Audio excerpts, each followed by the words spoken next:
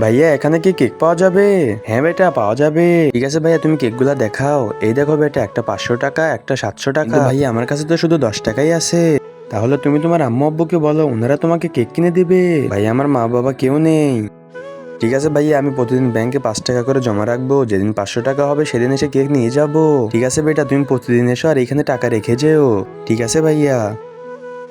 তারপরে কি হলো তা দেখার আগে এই দুইটা ছবির মধ্যে যে কোনো একটাকে ভালোবাসলে লাইক এন্ড সাবস্ক্রাইব করো। আমি জানি দুষ্টু ছেলেমেয়েরা লাইক সাবস্ক্রাইব করবে না।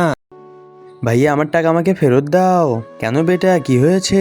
আমার ছোট বোনের জুতা ছিঁড়ে গেছে, ওকে জুতা কিনে দেবো। ভাইয়া আমি জন্মদিন পরের বছরে পালন করব, কিন্তু আমার বোনের পায়ের কাটা বিধে গেলে সেটা আমি মেনে নিতে পারবো না। ঠিক আছে বেটা, দাঁড়াও এক্ষুনি দিচ্ছি। এই নাও তোমার টাকা। চলো বোন, এই টাকা দিয়ে তোমার জুতা হয়ে যাবে। ঠিক আছে বোন, চলো। আরে মেয়ে শোনো।